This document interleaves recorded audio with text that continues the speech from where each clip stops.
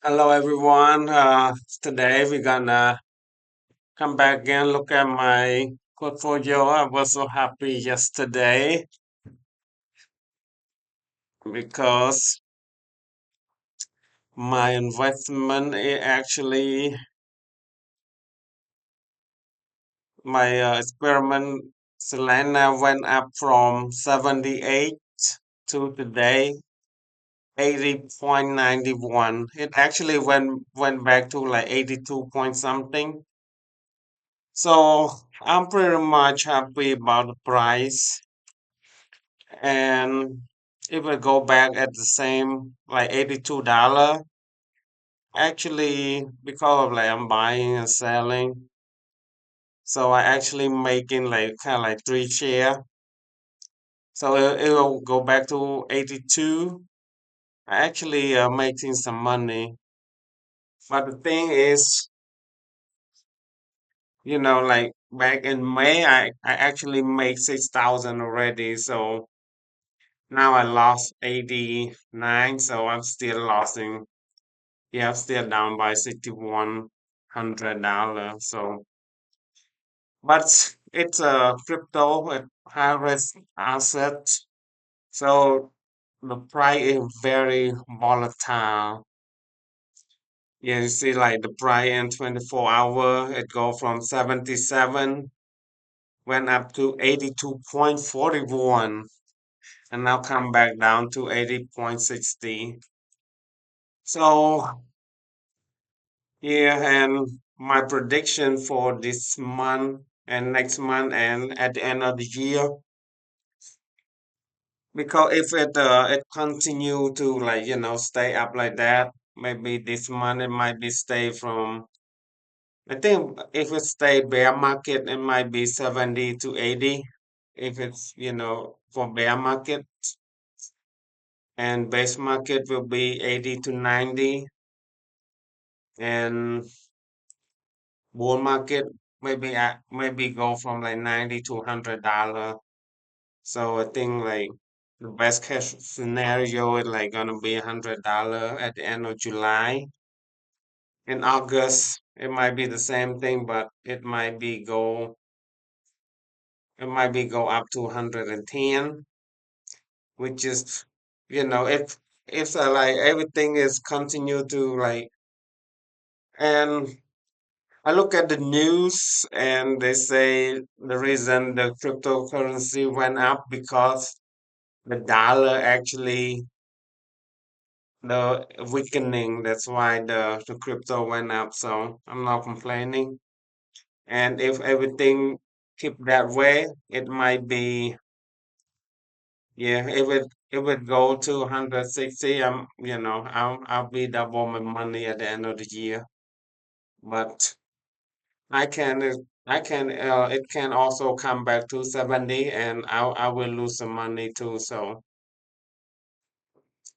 you know. So it doesn't matter, it's volatile, and in the long run, it definitely, in the long run, it will come back. But yeah, if it 140, 160, I'll be so happy.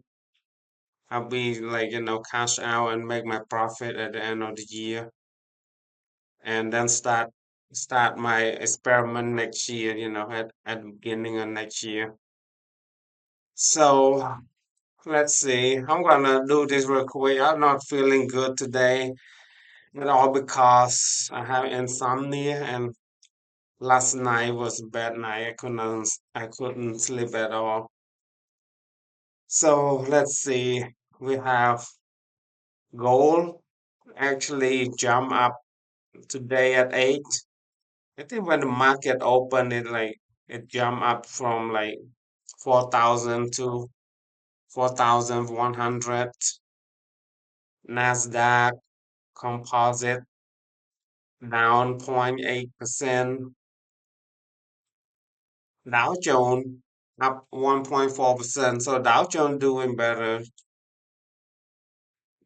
S&P 500 break even plus 0.01. Oh, plus Plus 1 cent. Okay. So pretty much it's break even. And this one, I think one of my favorite ETF. It it just break the record not too long ago, like yesterday and today too maybe. Let me look at Friday. Yep, today actually break another record. Yeah, so this one they do not leave their free cash flow hanging around. If they have a lot of free cash flow, they will do the stock buyback. So they decrease the amount of stock outstanding. So they make the value of stock go back up. And also value of stock go back up. And also like the I think the logic behind the stock buyback is if you leave the free cash flow hanging around in the company, the manager will waste the money by like spending on like private jet building like building that the company doesn't need it. So like $100 in free cash flow maybe equal only $70. That's why PWK they only buy the company that do not have free cash flow hanging around. They do stock buyback. Alrighty, let's look at the new today finance news, July the 2nd. U.S. jobs report disappoints. The economy added only 57,000 jobs in June, well below expectations. The unemployment rate edged down to 4.2%, likely because labor force participating decline. Investors are reassessing the likelihood of additional federal rate hikes. So because the job market go down, I think the Federal Reserve might be either stay or lowering at the rate. We'll see. Stock makes ahead of Independence Day holiday. U.S. future will mix as investor digest the week of job reports. Watch watch semiconductor stocks and prepare for the shortened holiday trade week. Yeah, I think today is the last day of trading, by the way. Federal Reserve outlook shift. The softer labor data has reduced expectation for the near term rate increases. Fed officials continue to signal a cautious data dependent approach while keeping inflation a primary concern. Number four, US dollar weakens, yen strengthens. Treasury yield fell after the employment report, pushing the US dollar lower. The Japanese yen strengthened amid speculation that Japanese authorities could intervene to support their currency. Tesla Q2 deliveries in focus. Investors are analyzing Tesla's second quarter vehicle delivery as key indicator of EV demand. Europe, European and Chinese sales appear to have offset weaker US demand after EV tax credit changes. AI chip rally continues. Semiconductor companies remain major driver of equity markets, with investor looking ahead to a second quarter earning for a sign that AI infrastructure spending remains strong. German government announced major economic reforms.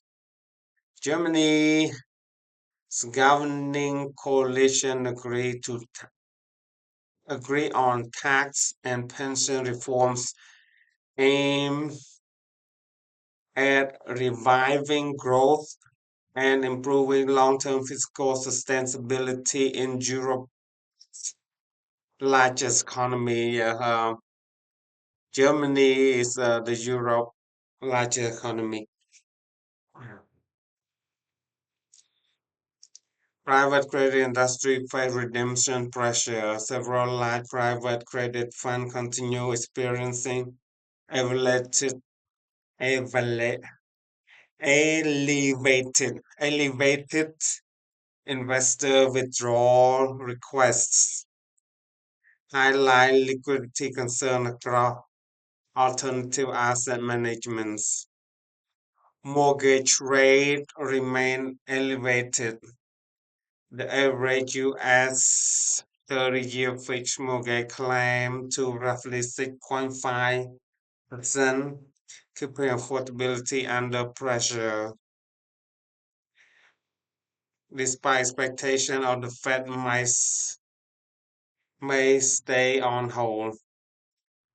But this one, I think it's like from yesterday, it's down 2 basis points. It's good news, but it's still high. Like 2, 3 years ago, maybe I'll say maybe 4, 5 years ago, it's only like 3%, 3.5%. Now it's like almost double. So even though it come down, but it's still high. Bitcoin and cryptocurrency gain. Bitcoin advanced as weaker dollar support. Digital asset investor continue to monitor institutional demand.